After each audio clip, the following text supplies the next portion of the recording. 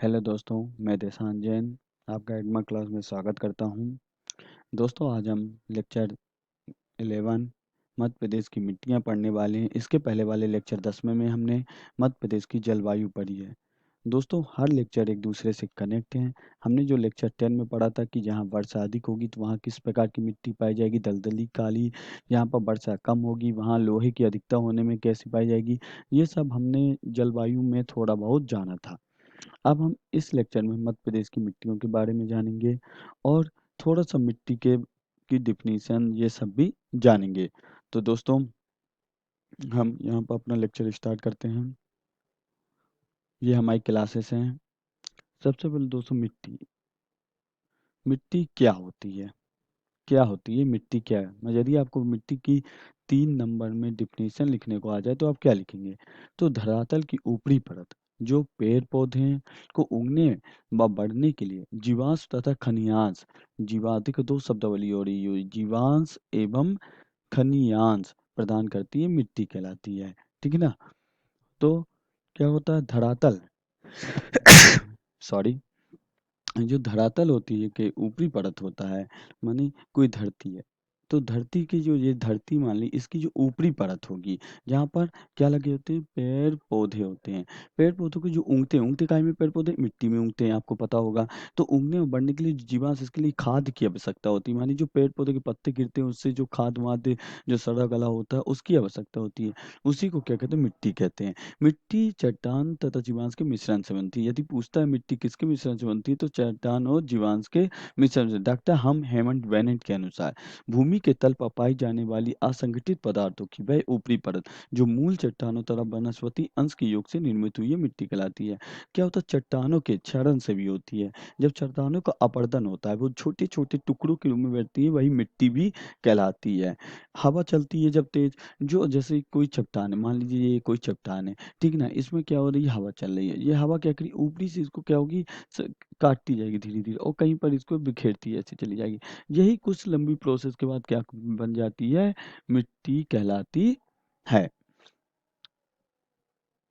अब देखिए, किस स्थान में कैसी मिट्टी पाई जाती है वह निर्भर काहे में करती है? तो ये 6 तरह की चीज़ों में निर्भर करती है। पहला, विभिन्न खनिजों की मात्रा, उतर पर खनिज कैसे हैं उसकी मात्रा पर निर्भर करती है।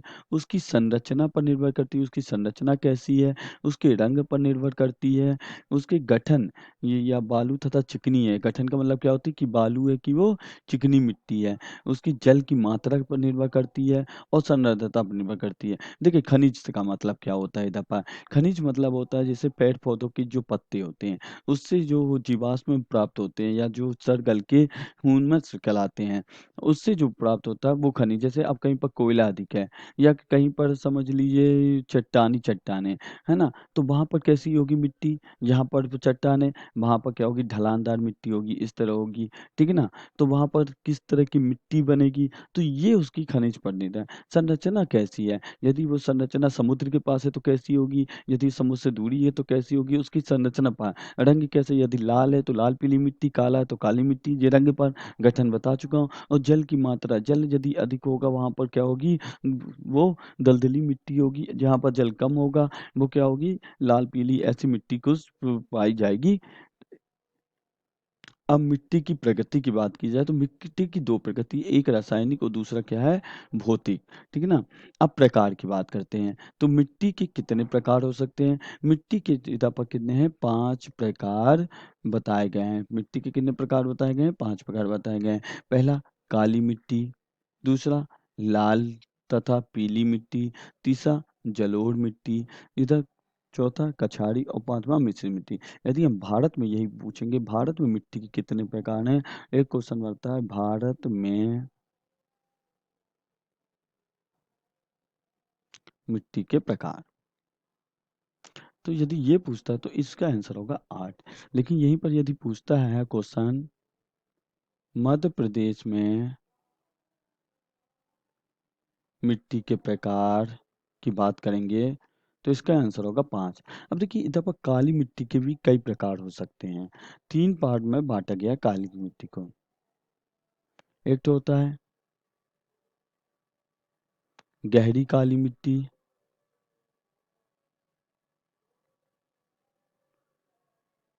दूसरा क्या होता है, लाइट माने थोड़ा कम गहरी रहती है, लाइट काली मिट्टी, लाइट काली मिट्टी।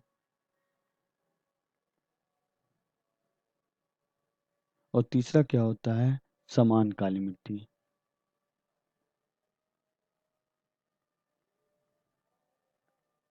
ठीक है ना? इस तरह इसको बांटा गया है।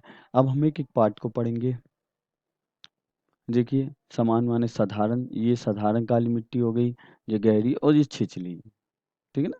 ये तीन टाइप की मिट्टी होती हैं। अब हम एक एक मिट्टी को पढ़ते हैं दोस्तों। सबसे पहले काली मिट्टी। तो देखिए दोस्तों, ये इसमें जो पॉइंट है वो मैंने आपको याद रखना है। सबसे पहले इसका पीएच मान की बात करें तो 7.5 से 8.5 होता है काली मिट्टी का। यदि क्षारीय प्रकृति पूछता है तो कैसी होती है इसकी, ये नहीं है पता अभी, माने कभी अम्लीय भी हो सकती है, कभी क्षारीय भी हो सकती है। बट यदि प्रकृति पूछता है तो आप क्या लिखेंगे, क्षारीय लिखेंगे। ठीक है ना? ये कपास के लिए सर्वाधिक उपयोग होती है। आप जो दोस्तों पाएंगे यहाँ पर, देखिए कपास की खेती बहुत ज़्यादा होती है। इसी कारण इसको क्या होता है, कपासी मिट्टी भी बोला जाता है। तो क्या होता है, ये कपास के लिए सर्वाधिक उपयोग होती है। साथ ही गेहूं एवं सोयाबीन की भी खेती इसमें होती है।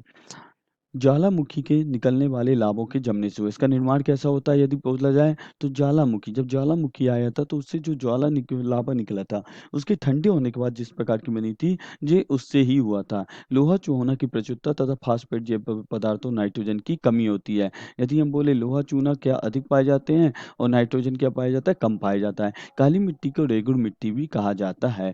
ये दोस्तों सबसे ज़्यादा इंपॉर्टेंट पॉइंट है कि काली मिट्टी, रेगुड़ मिट्टी किस मिट्टी को कहा जाता है, तो काली मिट्टी को कहा जाता है। दूसरा दोस्तों, साधारण काली मिट्टी, इसका मध्य प्रदेश में कितना परसेंट है, 33% हिस्सा है मध्य प्रदेश में। ठीक है ना? यह है गहरी काली मिट्टी, 33% हिस्सा है। मालवा पठार के क्षेत्र में पाई जाती है। यहीं पर ये देखिए मालवा है, और ये क्या होता है, ये आपका कहलाता है नर्मदा सोन घाटी। नर्मदा सोन घाटी में इधर पर मिलती है आपको। ठीक है ना? फिर आती है गहरी काली मिट्टी, और ये क्या कहलाता है, सतपुड़ा वाला रीजन। ये 3 रीजन में पाई जाती है।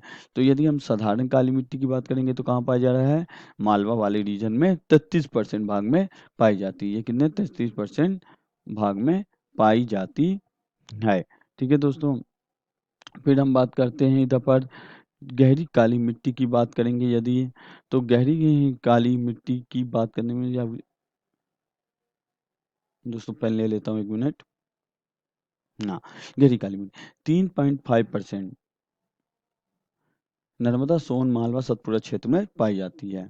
अब छिछली काली मिट्टी की बात किया जाए तो ये 7% पर भाग में माने 33 ये हो गया, 3.5 ये हो गया, और 7% ये हो गया। सतपुड़ा, मेकल, बैतूल, छिंदवाड़ा, सिवनी क्षेत्र में पाई जाती है। तो दोस्तों ये आपकी काली मिट्टी के तीनों प्रकार हो गए हैं। यदि काली मिट्टी का यदि आपसे पीएच मान पूछता है 7.5 से 8.5, प्रगति पूछता है तो क्षारीय, यदि पूछता है इसमें क्या उपयुक्त है तो कपास के लिए उपयुक्त है, गेहूं सोयाबीन भी होता है, और निर्माण यदि पूछेगा तो ज्वालामुखी के लावा से बना है। लोहा चूना की प्रचुरता तथा पर नाइट्रोजन की कमी होती है। काली मिट्टी को रेगुल मिट्टी कहते हैं। ये इंपॉर्टेंट पॉइंट है। फिर पूछ सकता है साधारण काली मिट्टी का कितना प्रतिशत है, 33% है। गहरी काली मिट्टी का 3.5% है, और छिछली काली मिट्टी का 7% है। अब हम दोमट मिट्टी की बात करते हैं। दोमट मृदा भी कहा जाता है। सबसे उपजाऊ मिट्टी यदि आपसे पूछती है तो कौन सी मिट्टी होती है, जलोढ़ या कछारी मिट्टी होती है। इसको कुछ जलोढ़ भी कहते हैं, इसी को दोमट भी कहते हैं। ठीक है ना? मृदा भी कहा जाता है। निर्माण नदियों द्वारा बहा कर लाए गए कछाड़ों, देखिए दोस्तों, यहाँ से क्या होती है, चंबल नदी निकलती है और ऐसे जाती है। तो इसके द्वारा जो बहाए गए लाए कछाड़ होते हैं, मतलब कंकड़, धूल, मिट्टी लाए गए से जो बनती है, उसी को जलोढ़ मिट्टी कहा जाता है। प्रगति इसकी पूछता है तो उदासीन होती है। उपयुक्त गन्ना, गेहूं और कपास के लिए होती है। कुल मिट्टी 3% है, बहुत ही कम है। यहाँ पर आप देख रहे हैं नॉर्थ में ही पाई जा रही है, माने भिंड, मुरैना और ये वाले क्षेत्र में ही अधिकतर आपको जलोढ़ कछाड़ी मिट्टी मिलेगी। फिर हम बात करते हैं मिश्रित मिट्टी की, तो ये कहाँ पर है, बुंदेलखंड वाले भाग में है। मिश्रित लाल, पीली, काली मोटे अनाज, इधर पर क्या होते हैं, मोटे अनाज उगाए जाते हैं। इधर क्या होंगे, मोटे अनाज उगाए जाते हैं। और इसकी क्या होता है, अल्पत नाइट्रोजन, फास्फोरस, कार्बनिक पदार्थ की अल्पता होती है, माने कम पाए जाते हैं, कमी होती है। फिर हम बात करते हैं लाल, पीली एवं चॉकलेटी रंग की होती है। ये जो लाल पीली मिट्टी है ना, ये देखिए जो बघेलखंड वाले रीजन में पाई जा रही है, ठीक है ना? ये कहाँ पाई जाती है? बघेलखंड वाले रीजन में पाई जा रही है लाल पीली मिट्टी, जो कि कैसी होती है? चॉकलेटी रंग की होती है। शुष्क और तर जलवायु में प्राचीन, रवेदार और परिवर्तन चट्टानों की टूट-फूट से बनती है। इस मिट्टी में लोहा, एल्यूमीनियम और चूना अधिक होता है। यह मिट्टी अत्यंत रंध्र युक्त होती है। लाल पीली मिट्टी गोंडवाना सेल समूह से निर्मित है। आपको जब मैंने पढ़ाया था तो उसमें हमने आपको मैंने गोंडवाना सेल समूह बताया था, तो ये वही है। आप यदि नहीं देखे हों वो लेक्चर तो आप देख सकते हैं, मध्य प्रदेश के भूगोल का पहला भाग में ये आपको बताया गया है। मध्य प्रदेश के संपूर्ण पूर्व विभाग में अर्थात बघेलखंड में पाई जाती है। लाल रंग लोहे के ऑक्सीकरण के कारण होता है। इस प्रकार की भूमि एवं नाइट्रोजन की कमी होती है। इस मिट्टी की प्रमुख फसल धान है, ठीक है ना? यदि इधर पर बात किया जाए तो चावल सबसे अधिक होता है, ठीक है ना? तो यहाँ पर क्या होता है? धान है। लाल पीली मिट्टी के पीएच मान की बात की जाए 5.85 होता है। यह प्रदेश के 33% भाग में पाई जाती है। 2 मिट्टी 33% हो गई। एक तो आपकी साधारण काली मिट्टी पाई गई 33% और आपकी कौन-सी? लाल पीली मिट्टी 33% पाई गई है। अब हम लेटेराइट मिट्टी की बात की जाए, देखिए दोस्तों लेटेराइट मिट्टी आपकी ये पाई है, ये वाला, जिसमें आप पेन चल रहा है, ये है। ये इतनी छोटे माने ये कौन-सा रीजन हो गया? बालाघाट और छिंदवाड़ा का रीजन हो गया। लेटेराइट इसे भाटा भी कहा जाता है। ये बहुत इंपॉर्टेंट क्वेश्चन है दोस्तों। भाटा किसे कहा जाता है? तो लेटेराइट मिट्टी को कहते हैं। आयरन एवं सिलिका की मात्रा अधिक होती है और अधिक बारिश और बागवानी फसलें होती हैं। तो ये आपकी कुल 5 प्रकार की मिट्टी थी। 5 में आपको साधारण काली, गहरी काली और छिछली भी बता दिए हैं। तो ये आपकी मिट्टी ये कहाँ पाई जाती हैं? आप इसको मैप में भी हमने आपको बता दिया है। सिर्फ 2 का याद रखिएगा कि यदि काली मिट्टी का पूछता है प्रकृति तो क्षारीय, और यहाँ पर यदि जलोढ़ या कछाड़ी या दोमट मिट्टी का पूछता है तो इसको क्या बोलते हैं? उदासीन प्रकृति की होती है। अब मृदा अपरदन की यदि हम कुछ बात कर लें दोस्तों, तो मृदा अपरदन की कृषि के लिए एक जटिल समस्या। अब मृदा अपरदन पहली बात होता क्या है? मृदा अपरदन का मतलब होता है मृदा का नाश या मृदा का जो ह्रास होता है, उसी ही मृदा का अपरदन कहते हैं। तो क्या होता है दोस्तों, जब कृषि के लिए एक जटिल समस्या हो जाती है, ये मृदा जब होती है, तब क्या होगी? मिट्टी ज़्यादा बहाव के साथ बहेगी। अब देखिए क्या होता है, इधर पर आप देखिए मानसूनी जो होती है वर्षा, मानसून में वर्षा क्या होती है? बहुत तेज़ होती है और सीधे गिरती है इस तरह। जो कोई धरती है, एकदम मानसूनी वर्षा हो रही है, सीधे ऐसे-ऐसे गिरेगी। जब ये गिरती है और ढलान होती है तो मिट्टी इसके साथ बह के चली जाती है। तो इधर क्या होता है? मिट्टी क्या होती है? कम हो जाती है और इसका क्षरण हो जाता है या इसका अपरदन हो जाएगा। तो ये एक बहुत बड़ी समस्या है मानसून के लिए और कृषि को भी ये प्रभावित करती है। चंबल घाटी आपने देखा होगा, ये ऊपर वाला जो हिस्सा है एमपी का, ये वाला, यहाँ पर चंबल नदी बहती है। चंबल नदी जब बहती है तो यहाँ पर क्या कहती है? बीहड़ों का निर्माण करती है, यानी गड्ढों का निर्माण करती है। अब जब गड्ढों का निर्माण कर देती है तो जो मृदा होती है वो क्या होती है? बह जाती है और जिसके कारण क्या होता है? भूमि का क्षरण हो रहा है। और यहाँ पर इसलिए इसको डाकुओं का गढ़ भी कहा जाता है, क्योंकि बहुत बड़ी बड़ी घाटियां बनी हुई हैं। तो ये क्या था? मृदा अपरदन था दोस्तों। दोस्तों, आप ये बहुत ही छोटा लेक्चर था मृदा।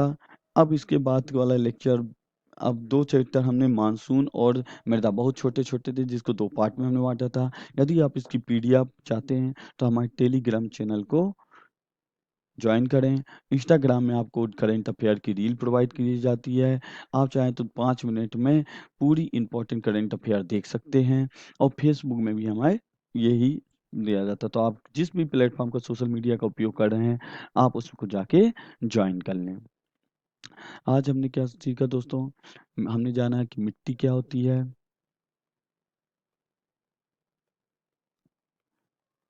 दूसरा हमने क्या जाना है? हमने जाना है कि मिट्टी के प्रकार, ठीक है ना? तीसरा मृदा अपरदन जाना है। हमने आज ये 3 चीज़ जानी हैं दोस्तों। ये 3 चीज़ को आज हमने सीखा। हमने आज क्या सीखा? तो ये, यदि आपको ये वीडियो पसंद आया हो तो आप इसको लाइक करें, इसमें कमेंट बताएँ, फीडबैक ज़रूर दें दोस्त। फीडबैक हमारे लिए बहुत इम्पोर्टेंट है आपका।